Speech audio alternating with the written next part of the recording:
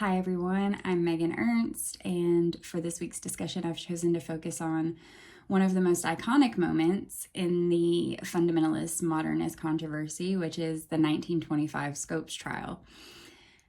So this event does carry some personal significance for me because it took place in my home state of Tennessee, and also because my academic and professional background is in law and history. So this case really sits at the intersection of my own interests.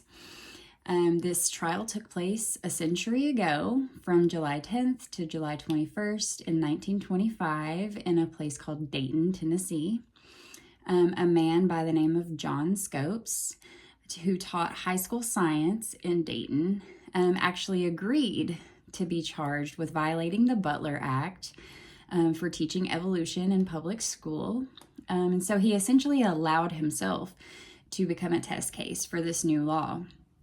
And the case very quickly grew into a national drama symbolizing deeper tensions between fundamentalism and modernism. And one of the clearest indications of how charged the atmosphere was around this case comes from the contemporary press.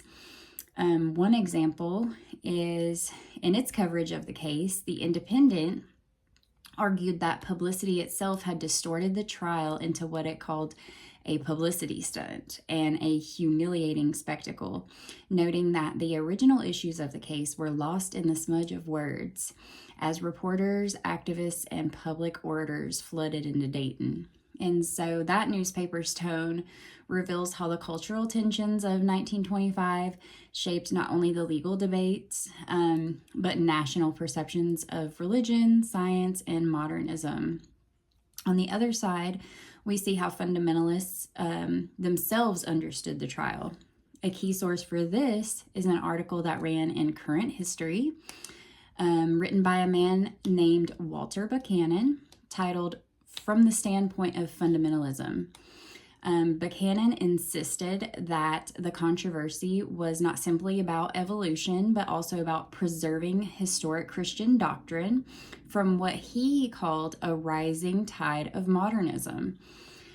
He argued that evolution undermined the foundations of the Christian faith, particularly the creation account and doctrines of sin and redemption.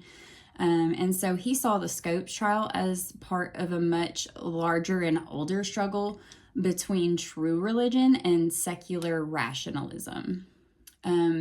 Buchanan's writing makes it clear that the trial symbolized a battle for cultural authority. So for fundamentalists, this wasn't just a debate on curriculum being taught in public school, but it was a defense of the Bible's integrity against what they perceived as an aggressive scientific worldview. Another angle on this case comes from the Daily Worker, and its article framed the Scopes trial as evidence of reactionary politics and police terror. So they were linking anti-evolution law to broader authoritarian tendencies and portraying the conflict as part of a struggle against what they saw as religiously motivated repression. So taken together, these three perspectives that are found in newspapers, moderate, fundamentalist, and left-wing, show how the Scopes trial really became a Rorschach test, a cultural Rorschach test. Each side in the conflict really focused on what concerned them most. So the decline of tradition, the rise of secular modernism, or the danger of reactionary religion. Legally, the case ended with John Scopes being found guilty and fined $100. Culturally, the impact went way beyond the verdict. The trial brought to surface a national debate about biblical interpretation, scientific authority, and the role of religion in public life. In reflecting on this event, what stands out to me the most is how the Scopes trial demonstrates the power of law to serve as a stage for cultural conflicts in our country. And this wasn't the first or the last time that that would happen. 100 years ago, that courtroom really became a space where Americans were confronting questions that still persist today about education, religion, and public truth.